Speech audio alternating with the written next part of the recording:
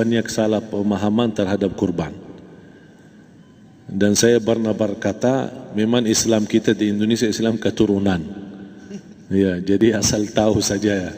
Ya, tapi dari segi belajaran, mohon maaf ya, kita terlalu jauh terhadap pemahaman. Yang saya maksud, kita melaksanakan sesuatu tapi kita sudah belajar, sudah tahu, bukan hanya asal saya dengar, saya lihat, saya bukan sebatas itu, tapi kita punya dasarnya.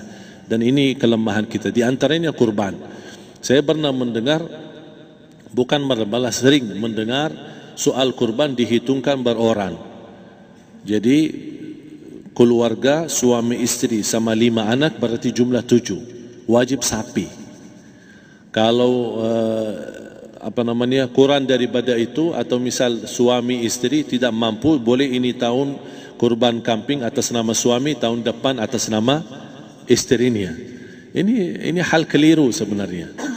Yang dihitungkan soal kurban beda sama akikah dan beda sama zakat fitrah. Zakat fitrah sama akikah terhitung beroran. Akikah laki-laki 2 kambing, perempuan 1. Kalau tidak mampu boleh. Kalau ada kembar laki sama perempuan berarti 3 kambing. Tapi kalau tidak mampu boleh 1 kambing, tidak masalah. Dan tidak ada istilah sekarang saya kurban tapi nanti sisanya seolah-olah ada hutang sama Allah. Sesuai kemampuan kita.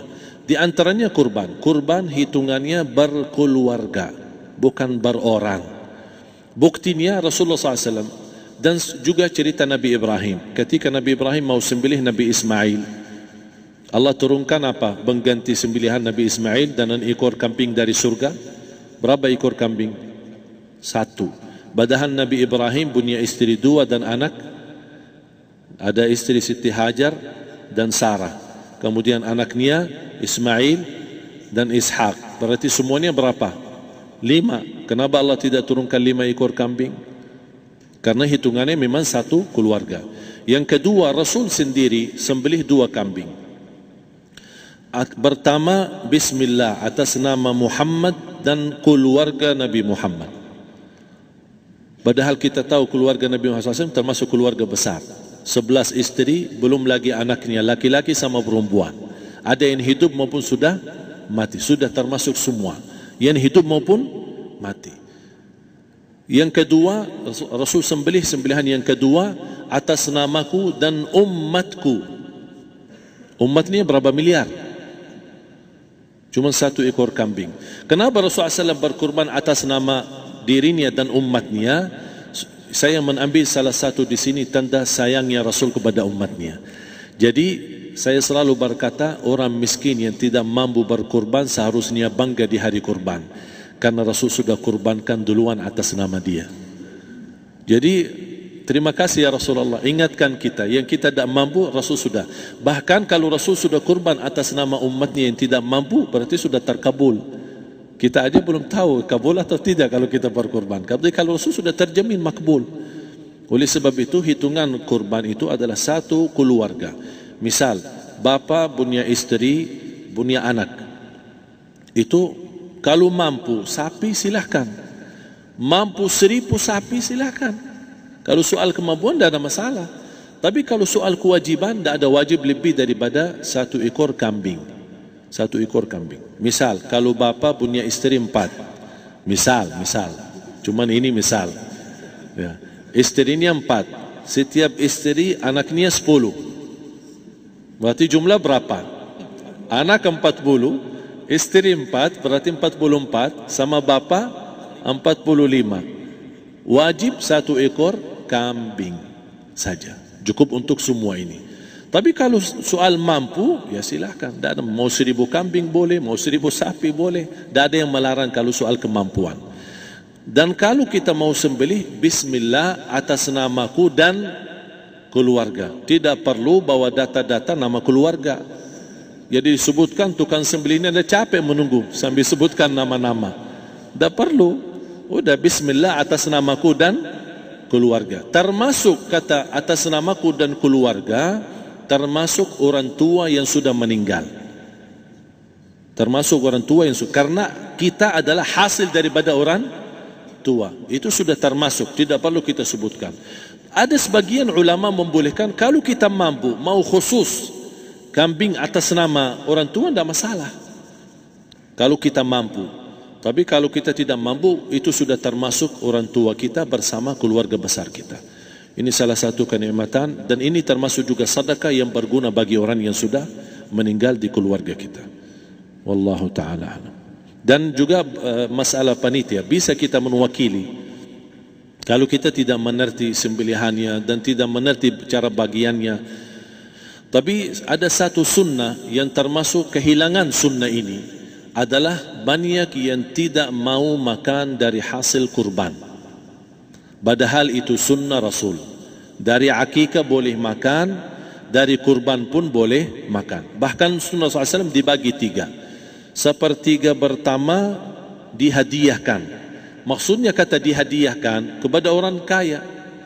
Misal tetangga saya tapi orang kaya, dia bukan miskin, tapi boleh saling hadiah. Karena inti daripada hadiah silaturrahim. Ada keluarga kita termasuk mampu, tapi saya kasih, ini alhamdulillah saya sembelih sapi. Barangkali dia tidak mampu, cuma sembelih kambing. Udah, kita dapat daging kambing, dia dapat daging sapi. Tapi dengan niat hadiah, bukan sedekah. Karena dia bukan orang miskin yang menerima sedekah. Yang sepertiga yang kedua adalah sedekah. Sedekah itu termasuk orang miskin. Yang ketiga, kita makan sendiri. Bahkan Rasulullah SAW selepas Idul Adha, beda sama Idul Fitri. Sebelum Idul Fitri dia makan kurma, meyakinkan batalan puasa. Tapi kalau Idul Adha tidak makan dan minum sebelum salat, kenapa? Bukan berarti tidak boleh. Tapi Rasulullah SAW ingin pertama pembukaannya, buka sarapannya atau makan di pagi harinya selepas Idul Adha adalah dari hasil sembelihan kambing itu atau dari kurban. Jadi kita sebagian sedikit. Tapi kalau kita merasa alhamdulillah rezeki saya banyak di rumah, alhamdulillah banyak ada makanan, mau sedekahin semuanya, semua mau sedekahin, tidak masalah. Tapi yang saya maksud, kenapa tidak kita sekali-kali hidupkan sunnah Rasul? Jadi sebagian, walaupun ada sebagian sedikit lah, buat istilahnya sama sedikit porsi nasi atau apa, karena kita berhak sebagai kita kurbankan lillahi ta'ala, kita berhak menikmati kurban ini yang lillahi ta'ala supaya kita mendapatkan keberkahannya, bukan hanya orang lain. Terus yang kedua ada masalah pembayaran. Kalau kita wakili panitia, boleh kita pesan sama panitia, tolong sedikit dari kurban saya minta buat saya makan. Itu tidak masalah, kita boleh minta. Dan boleh kita wakili, tapi kita tolong ingatkan, tidak boleh pembayaran hasil sembelihan itu dari kulitnya. Ini menjadi salah satu persoalan di Indonesia. Banyak tukang sembelih datang, ketika kita tawarkan untuk sembelih ini, berapa Pak? Oh, tidak apa-apa, kasih aja kulitnya sama kepalanya. Jangan Anda setuju, jangan Anda terima. Oh maaf, saya tidak bisa. Bapak berapa ongkos sembelihannya? Kita harus sepakat dulu. Tidak, saya ikhlas, tidak apa-apa, seikhlasnya. Tapi yang penting kepalanya sama kulitnya. Itu aja yang saya minta, yang lain tidak apa-apa. Tidak boleh. Tidak boleh. Kenapa? Karena ini kurban. Kata kurban berarti lillahi ta'ala, bukan untuk jual beli. Kalau kita sudah bayar dari bagian kurban, berarti bukan lillahi ta'ala. Harus kita jaga amalan itu. Tapi bagaimana cara jalan keluarnya? Kita harus sepakat, ijab kabul. Sepakat dulu, Pak, saya udah begini, saya kasih untuk sembelihan 50.000. Bapak setuju? Ya udah setuju. Selesai kan? Sudah sembelih, sudah potong, sudah semua. Lepas ini semua kita kasih ongkos 50.000 ongkos sembelihannya. Habis itu, Pak, kulitnya sama kepala hadiah buat Bapak. Itu tidak apa-apa, tidak masalah. Tapi bukan untuk bayar sembelihan. Faham maksud saya? Harus dibedakan supaya jangan sampai amalan kita kurban habis biaya, habis ini malah tidak diterima karena sudah kita bayar sebagian daripada kurban. Saya silahkan bayar apa yang kita sepakati, mau hadiahkan kepada dia karena kita tidak bisa guna.